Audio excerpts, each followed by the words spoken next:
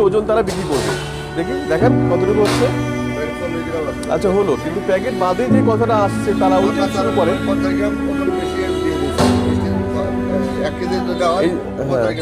এই যে মানে জরিমানা করতে চাইনি, কিন্তু কথা শুনে না তো, কেকের নিচে দিচ্ছেন না, এই দইয়ের ক্ষেত্রে তো বলেছি, শুনতেছেন না তো।